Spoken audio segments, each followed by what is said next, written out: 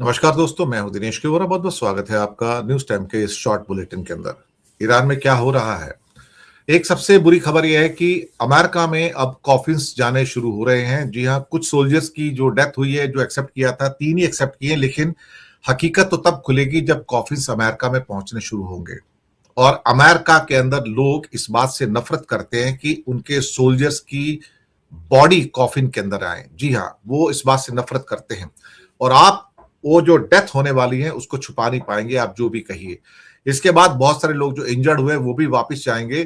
तो कम से कम अमेरिका के अंदर जो रोष उत्पन्न होगा, अभी तो वो ईरान के अंदर सिविल वॉर करवाना चाहते हैं, लेकिन अमेरिका के अंदर जो विरोध निकल कर आएगा लोगों की मौत पर, सोल्जर्स की मौत पर, तो उसको अमेरिका कैसे डील करेगा, ये भी बहुत इंपॉर्टेंट पॉइंट है।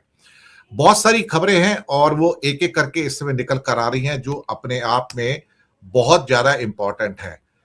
अब एक बात तो बिल्कुल पक्की हो गई है कि ईरान ने कह दिया कि मैं कोई नेगोशिएशन नहीं करूंगा, जैसे मर्जी हो जाए, जो आपको जो करना है कर लो, मैं आपके सामने झुकूंगा भी नहीं। और अब ब्रिटेन, फ्रांस और जर्मनी भी इस वॉर में आ गए हैं। जी हां, ब्रिटेन, फ्रांस और जर्मनी, पहले 8 देश थे, उसके बाद एक साइप्रस नवा आ गया, उसके बाद अब ये 3 ही आ गए, 12 देश आ गया, 12-13 देश हो गए हैं। अब आप बताइए कि ये 12-13 देश वर्ल्ड वॉर 3 है कि नहीं है? अब ये 12-13 देश अगर एक एक ईरान के खिलाफ पे जंग कर रहे हैं, तो बताइए ये फिर वर्ल्ड वॉर हुआ या नहीं हुआ? और किसको वर्ल्ड वॉर कहोगे? ऑलरेडी 13 कंट्री आ चुके हैं उस पे। अब मैं नाम गिनाना शुरू करता हूं आपको। Oman, UAE, Saudi, Qatar, Bahrain, उसके बाद Jordan, Kuwait, Iraq, Cyprus, Britain, Germany, France और इजराइल और अमेरिका तो है ही उसमें। तो 12-13 कंट्री हो गए और 12-13 कंट्री मिलके एक एक बंदे को नहीं संभाल पा रहे हैं। हालात इतने बुरे हो गए हैं कि दुबई को तबाह करने में लगा हुआ है इस टाइम ईरान, क्योंकि वो नर्व सेंटर है, वो नस है। उस नस को दबाओ तो लोग भागेंगे वहां से, और एक बार उसका नुकसान हो गया तो आप समझ लीजिए 3 दिन के अंदर गल्फ के अंदर जो लॉस है $100 बिलियन का है। आप यकीन मानोगे, दुनिया का 15-20% जीडीपी यहां से निकलता है, गल्फ से बड़ा जीडीपी निकलता है यहां से, तेल का और बाकी चीजों का। $100 बिलियन का लॉस। इंडिया की 1000 फ्लाइटें अब तक कैंसिल हो गई हैं। 5000 से ज्यादा फ्लाइट्स गल्फ से जो ऊपर गुजरती हैं, वहां से जाती हैं, वो 3 दिन में कैंसिल हो गई हैं। आप सोच सकते हो कि कितना नुकसान हुआ है। आप सोचिए उसका मैग्नीट्यूड कितना है नुकसान का। राजीव गुलाटी कहते हैं कि कल एक दुबई की लेडी ने बुर्ज खलीफा के पास वीडियो बनाकर बोला कि यहां सब ठीक है, लेकिन फिर दुबई में वो जो 4 आदमी मरे हैं, जिसको दुबई की गवर्नमेंट ने एक्सेप्ट किया है, वो कौन लोग मरे हैं? और जो 58 लोग कल हॉस्पिटल में भर्ती हुए हैं अबू धाबी में और दुबई में और शारजा में, वो कौन लोग हैं? फिर देखिए, प्रोपेगेंडा को चलाने दीजिए, लेकिन जो लोग मर गए हैं, जिनकी डेड बॉडीज वापस आएंगी, वो तो सच बोलती है ना। जो इंजर्ड वापस आएंगे, हॉस्पिटल में इलाज चल रहा है, वो तो सच बोलते हैं ना। और जगह जगह से धुएं के गुबार उठते हुए इंडिया में एक इंप्रेशन पैदा करने की कोशिश की जा रही है। सरकार ने सुबह एक आदेश जारी कर दिया है, भारत सरकार ने, मोदी सरकार ने, कि ईरान के समर्थन के जो रेडिकल्स हैं सड़कों पर, उसका ध्यान रखा जाए कि कोई प्रदर्शन हो रहे हो तो पीसफुल रहे। क्योंकि पाकिस्तान में कल 35 लोग मारे गए हैं, और उसमें से एक खबर ये निकल कर आ रही है कि कराची कॉन्सुलेट के अंदर जब हालात बहुत खराब हो गए, तो वहां पर जो अमेरिकन मरीन कमांडोज हैं, उन्होंने गोली चलाई है। पीछे से पाकिस्तानियों ने गोली चलाई, पाकिस्तान सिक्योरिटी फोर्स ने, और उधर से मरीन कमांडोज ने गोली चलाई है। यह भी सुनने में आ रहा है। तो पाकिस्तान बेचारे वहां पे मारे गए, पाकिस्तान के जो नागरिक हैं, जो सिटीजन्स हैं। इसके अलावा इस्लामाबाद में मौतें हुई हैं, लाहौर में प्रदर्शन हुए हैं, अस्करदू के अंदर कई लोग मारे गए हैं। तो आप सोचिए कि शिया की जो कम्युनिटी है, उनके यहां शहादत को बड़ा माना जाता है, और वो लोग आयतुल्लाह खमनई को शहादत के रूप में देख रहे हैं। कल मोदी जी ने अल नहयान को फोन किया और उसके ऊपर ईरानी अटैक को कंडेम किया। तो मोदी जी से मैं एक बात पूछना चाहूंगा, जब ईरान पे अटैक किया इजराइल का और अमेरिका का, आपने कंडेम किया क्या? नहीं, क्योंकि आपको जो सूट करता है वो आप करेंगे, वो आपको सूट नहीं करता है। तो गवर्नमेंट ऑफ इंडिया ने, भारत ने नहीं, हम भारतीयों ने नहीं, गवर्नमेंट ऑफ इंडिया ने ईरान को अबेंडन कर दिया है, छोड़ दिया कि हमारा तुमसे अब कोई ताल्लुकात नहीं है, अब तुमको मरना है मरो, जीना जियो। लेकिन ईरान को भी इस टाइम पता लग जाएगा कि दुनिया में कौन उसके साथ खड़ा है, कौन उसको दगा दे रहा है, कौन उसके साथ में नहीं है। बाद में तो अच्छे टाइम में तो सभी लोग आ जाते हैं, लेकिन क्या ईरान हथियार डालेगा? नहीं।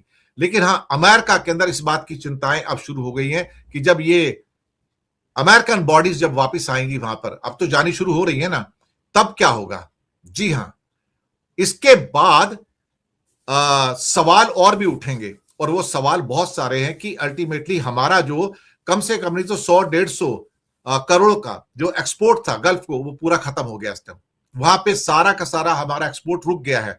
हमारे जो कपड़े जाते थे, हमारे केमिकल्स जाते थे, हमारी बाकी चीजें जाती थी, क्योंकि हमारा दूसरा सबसे बड़ा जो पार्टनर है इस टाइम ट्रेड के अंदर अमेरिका के बाद या चाइना के बाद, वो यूएई है। वो हमारा जो उसका एक्सपोर्ट और इंपोर्ट जो है $100 बिलियन को क्रॉस कर गया है। पिछले साल $100 बिलियन क्रॉस कर गया है, वो हमारा लॉस हो गया है। आज के जो सुबह सुबह से जो खबरें आ रही हैं उसमें जो इजराइल का डिमोना का न्यूक्लियर प्लांट है, उस पर अटैक किया गया। उसकी सुरक्षा के लिए 3-3 थाड़ लगे हुए थे, वो उसको रोक नहीं पाए साहब। और यहां पर उसकी क्या कहते हैं कि शायद ड्रोन्स और मिसाइलें गिरी हैं और डिमोना में आग लगी है, रेडिएशन ना फैल जाए इस बात का खतरा है। गल्फ पूरी तरह से अटैक किया जा रहा है, पूरा का पूरा गल्फ इस टाइम रैटल्ड है, और गल्फ कंट्री कह रहे हैं हम भी अटैक करेंगे ईरान के ऊपर। भैया कर लो, अगर तुम्हारे अंदर हिम्मत है कर लो, उसके बाद फिर दोबारा तो तुम्हारी मिसाइलें गिरेंगी तब क्या करोगे? और मिसाइलें तो है ना उसके पास। बहरीन के जो फ्रेंच बेसिस हैं और आबू धाबी के जो फ्रेंच बेसिस है, उस पर भी अटैक किया गया है। इराक में इरबिल के अंदर अमेरिकन एम्बेसी पे अटैक हुआ है। यूएसए सोल्जर्स भी मारे जा रहे हैं और कई घायल हो रहे हैं। अमेरिका में रिएक्शन भी स्ट्रांग निकल कर आएंगे, 2-4 बॉडी और पहुंचने दीजिए, वहां भी अनरेस्ट शुरू हो जाएगा। ये वर्ल्ड वॉर 3 है साहब, ये वर्ल्ड वॉर 3 है। 13-14 देश इस टाइम वॉर में है और सारे के सारे एक साथ ईरान के खिलाफ है। अब लॉसेस बहुत सारे हैं। हूतीज ने रेड सी को पूरा ब्लॉक कर दिया है, एक भी वहां से जहाज नहीं जा रहा है। हॉर्मस की खाड़ी पूरी ब्लॉक कर दी गई है ईरान के द्वारा, एक भी जहाज नहीं जा रहा है। कल एक टैंकर ने निकलने की कोशिश की, उसे जलाकर राख कर दिया गया, वो धू धू करके जल रहा है, अब तक डूब चुका होगा वो। इसके अलावा तेल अवीव, जेरूसलम और बाकी होलोन और कई और शहरों पे बुरी तरह से मिसाइल अटैक हुए हैं और इजराइल के अंदर भी लोग मारे जा रहे हैं। अमेरिका के बेसिस हिट हो रहे हैं। अमेरिका अपने बेसिस को अपने थर्ड पैट्रियट सिस्टम से बचा नहीं पा रहा है। और इसके अलावा शहादत जो देखी जा रही है हुसैन साहब की, इसकी अपना क्या कहते हैं खमनेई की, शिया लोगों में शहादत को बड़ा देखा जाता है। और शहादत जो है वो मुझे लगता है कि आयतुल्लाह खमनेई ने सोचा कि मैं शहीद हो जाऊंगा तो मेरी इज्जत बढ़ जाएगी, और वो हो गया। तो पूरी दुनिया में जो प्रोटेस्ट है वो हो रहे हैं। लेकिन यहां पर साथ में क्या हुआ, आज मार्केट खुली है, सोना और महंगा हो गया, सिल्वर महंगा हो गया, क्रूड $80 के आसपास है, रुपया 91 रुपीज 50 पैसा टूट कर नीचे आ गया। ये 92 रुपीज की ओर इस टाइम रुपया जा रहा है। जी हां, स्टॉक मार्केट इस समय 1200 पॉइंट नीचे है, इस समय 1200 पॉइंट नीचे है स्टॉक मार्केट। रुपया इस समय 91 रुपीज 50 पैसा क्रॉस कर गया है। हालात बहुत ज्यादा नाजुक है। पूरा का पूरा जो खित्ता है गल्फ का जल रहा है, और यहां से क्या कहते हैं कि जो स्थितियां हैं और बिगड़ती हुई नजर आ रही हैं। इंडिया की अब जो कल जो मीटिंग हुई थी मोदी जी की, उसके अंदर कहा गया कि अब वो वापस से रूस से तेल लेने की सोच रहे हैं, क्योंकि यहां पर तेल की कमी होनी शुरू हो जाएगी और 2-4 दिन में अगर गल्फ से तेल नहीं आता है तब आप क्या करोगे? अब अमेरिका कह रहा है कि मैं फ्रांस और जर्मनी और उसके साथ मिलकर कहर बरपा दूंगा। भैया और कितना कहर बरपाएगा, कितना कहर बरपाएगा, क्या कर लेगा अल्टीमेटली? और क्या लोगे? लेबनान पे भी इजराइल के अटैक शुरू हो जाएंगे, क्योंकि हिजबुल्ला का अटैक भी वहां से आ रहा है। कुवैत में ईरान ने अमेरिका की एम्बेसी पे अटैक किया है, और बहरीन में सेंटकॉम यानी कि सेंट्रल कमांड जो है उसकी, उस पर अटैक किया है पूरा का पूरा।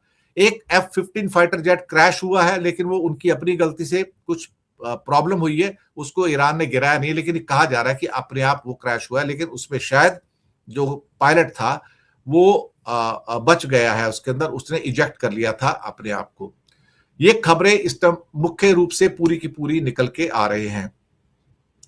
अब इसके साथ मुझे लगता है कि कुछ ईरान के अंदर जो लीडरशिप है, एक के बाद एक नई लीडरशिप आती चली जा रही है। अब जितना मार रहा है मार लो, जो करना है कर लो। हालांकि कुछ लोग, कुछ और खबरें जो नए सुप्रीम लीडर हैं अली रजा अराफी उसके बारे में भी कह रहे हैं, लेकिन मेरे पास कोई उसके बारे में कंफर्मेशन नहीं है और मैं कोई ऐसी खबर नहीं देना चाहूंगा जो अभी तक मेरे पास कंफर्म नहीं है। सिर्फ एक हवा के अंदर बातें करके फायदा नहीं है। मैं सिर्फ उन्हीं चीजों के बारे में बात करूंगा जो मेरे पास कंफर्मेशन के साथ आएंगी। और अब ट्रंप साहब ने आज कह दिया है कि ये जंग लंबी जाएगी। कह दिया उन्होंने, ये जंग बहुत लंबी जाएगी। और लंबी जंग यही तो ईरान चाहता है, यही ईरान चाहता है कि जंग लंबी जाए, क्योंकि लंबी जंग के अंदर उनका नुकसान होगा। लेकिन एक मूट क्वेश्चन जो मैंने कल भी किया था, वो अब मैं लास्ट में प्रोग्राम में करना चाहूंगा, फिर 12:30 बजे भी एक डिबेट है मेरी इसी यही